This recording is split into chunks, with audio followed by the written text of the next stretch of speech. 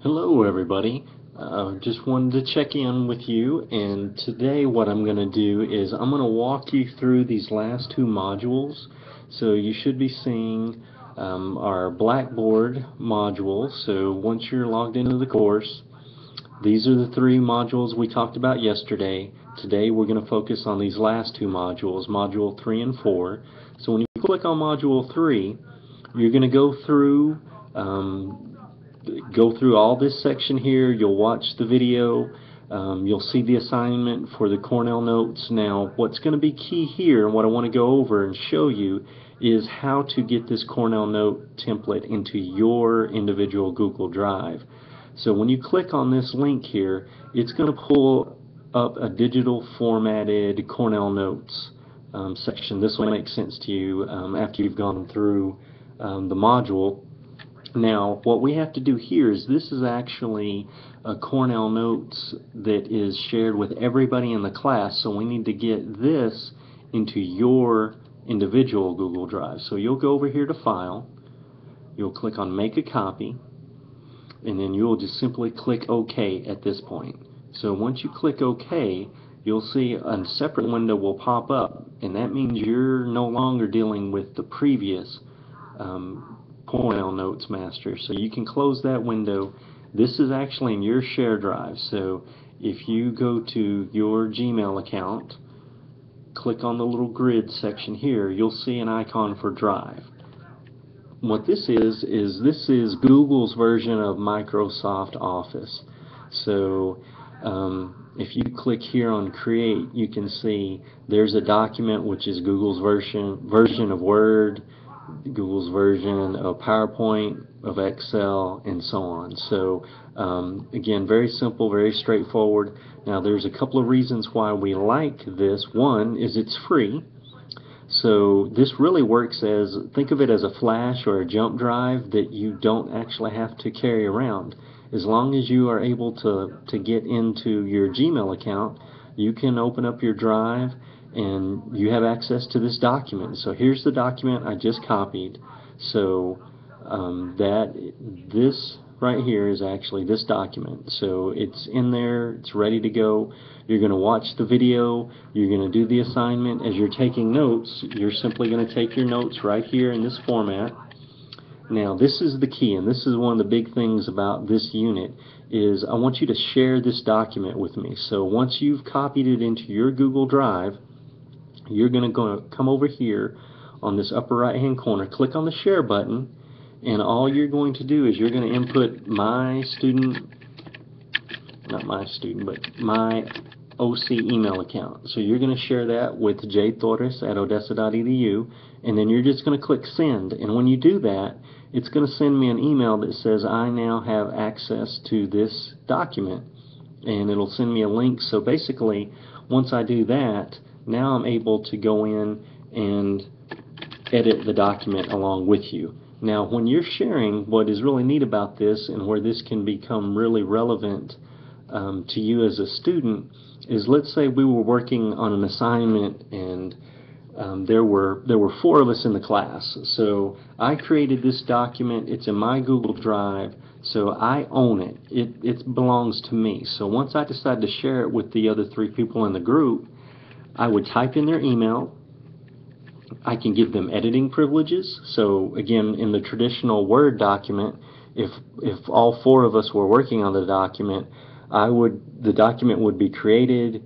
I would send an email. If anybody wanted to change it, they would actually change it on the document. They would have to save it in a new version and then resend it to everybody, and on and on.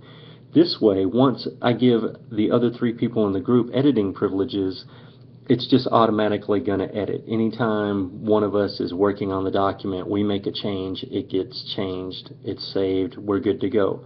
Or I could be the only one that had editing privileges. I could share this document, and then I could say, I only want the other 3 people to comment. So when I opened up that document, that would only allow you to leave comments that would show up when the document is open, but it wouldn't actually edit the document on there. Or if I just wanted to let you know what I was doing, or I just wanted you to simply be able to see the document, I could give you viewing privileges only. So I would be the only one that would have the ability to do anything to the document. You would simply have access to view the document. So again, that's a really neat tool. We use this all the time in our office. We share documents. I'll show you an example of how we use it here, and it could be used even in the classroom setting. But for example, we have a list of students that are interested in the fire EMS program. If the student walked in today and the success coach that they would normally see is not available, there's close to a dozen people that actually have access to this document that have shared privileges.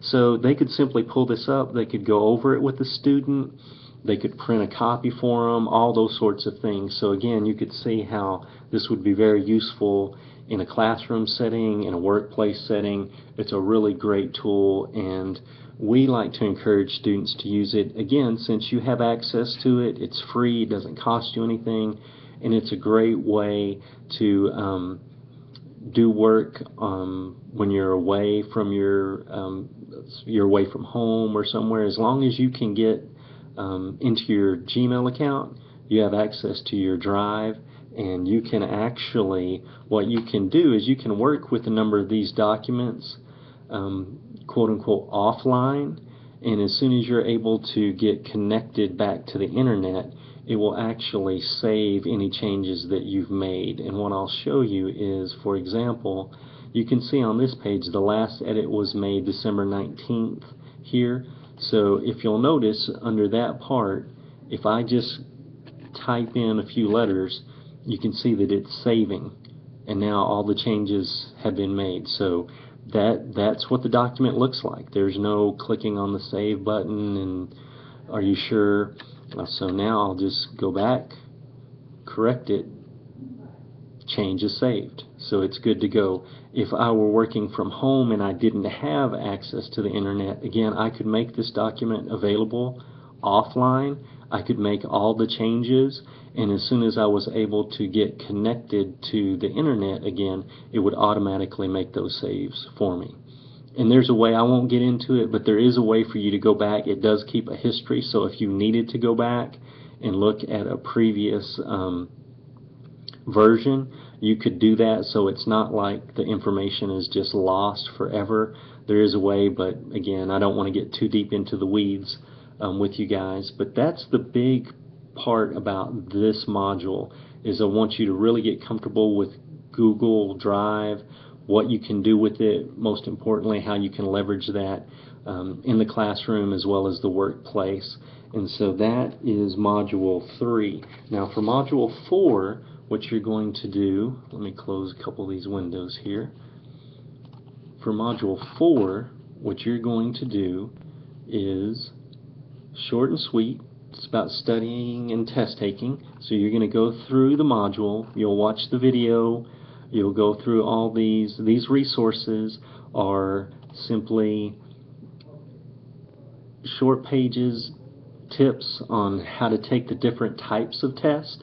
So you'll just go through this short list here, and your only assignment for this module, after you go through, watch the videos, read the info here, go through these short test taking tips for the different types of tests, you're going to email me with 5 useful tips for test taking from any one of these. They could be from one in particular, they could be from a number of them, but just 5 tips that really stood out to you that you could see benefiting yourself as you're going through the process.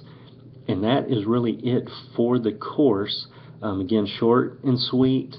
And if you have any questions, feel free to contact me, and best of luck to you in the Academy.